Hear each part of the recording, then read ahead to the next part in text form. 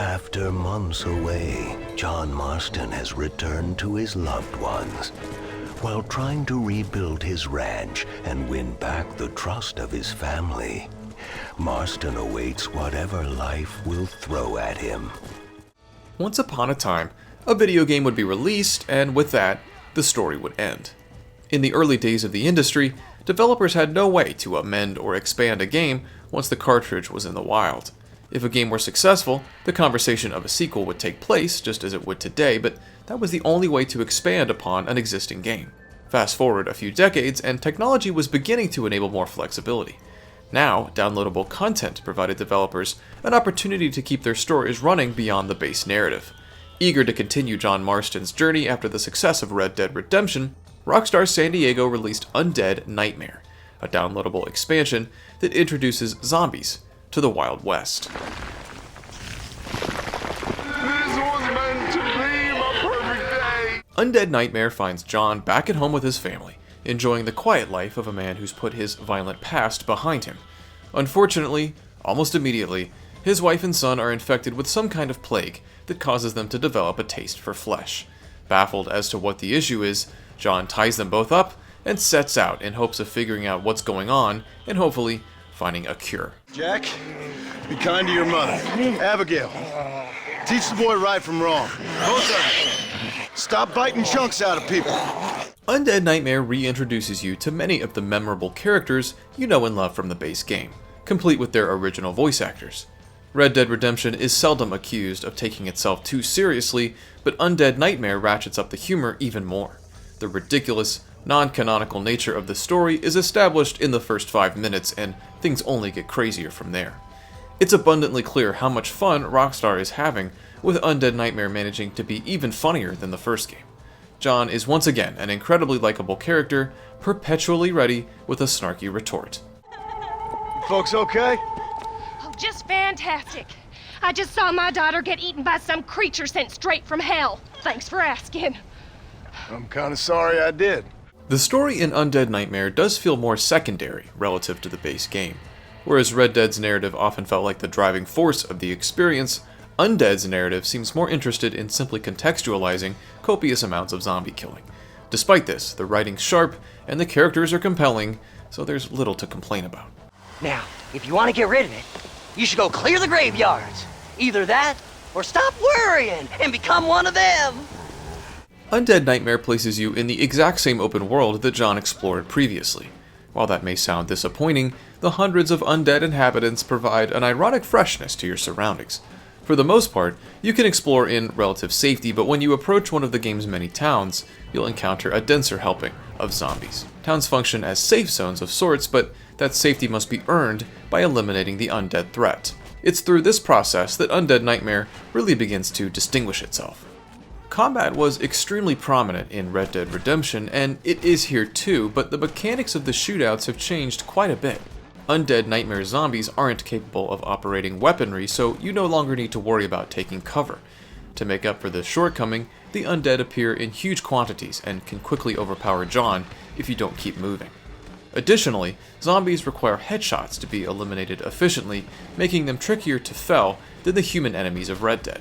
While these changes may seem trivial, they fundamentally alter the way the combat works. While the base game was a cover-based shooter, Undead Nightmare mandates a much more mobile rhythm to combat. Now, you can no longer hide, and you will have to run.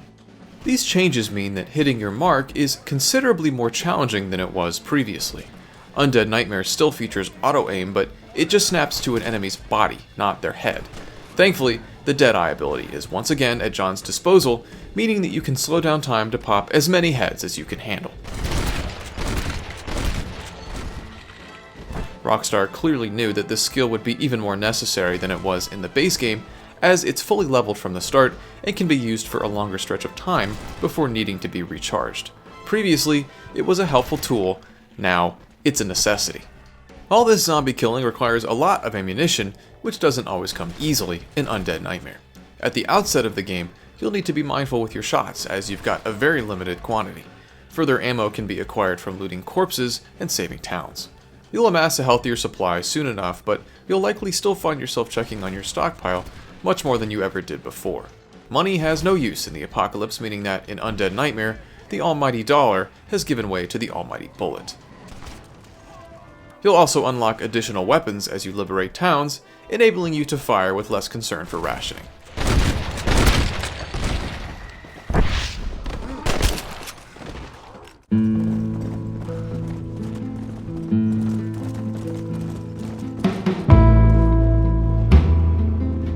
Despite its foundational quality, killing zombies isn't the only thing you'll be doing as you ride across the desert.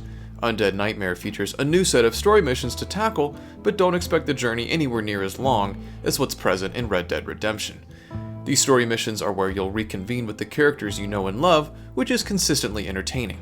From a gameplay perspective, however, the main missions begin on an underwhelming foot, feeling more like fetch quests than the varied, set-piece-driven thrills the studio is known for. Gathering plants for Mr. Wes Dickens is a notable low point, and overall, barring the final mission, the Golden Path in Undead Nightmare just isn't as gripping as you'd expect. Also strange is the pace of progression. Whereas the base game allowed you to bypass side content if you wanted to focus on the main story, Undead Nightmare will occasionally block progress behind completing most of the available optional missions, like the aforementioned town saving or finding missing persons. This isn't a huge deal, as most of the activities are compelling in their own right, but there are a couple of bland quests I only tackled because I had to. Perhaps this design decision was implemented to lengthen the game's runtime, as completing just the main story missions only takes about 2 to 3 hours. Undead Nightmare looks virtually identical to Red Dead Redemption, although there is a certain overcast color palette draped over the world to lend it a more haunting atmosphere. Frequent rain and an oversized moon help this expansion feel distinct from its older sibling, but don't expect any visual overhaul, as this was released only 6 or so months after the base game. It's also worth noting that in the month or so since I reviewed the Red Dead PS4 port, a 60 frames per second option was patched into the game, reflected in this footage.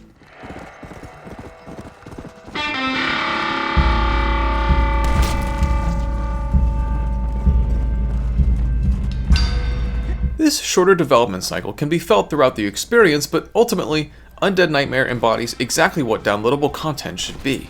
It takes the familiar base of the existing game, but makes it feel distinct with new mechanics and design decisions. Red Dead Redemption is an open-world, story-driven cover-based shooter.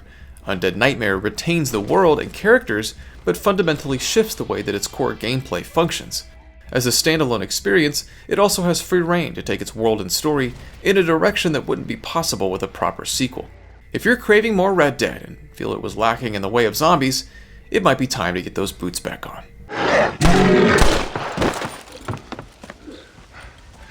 Guess I best go find me a doctor in town.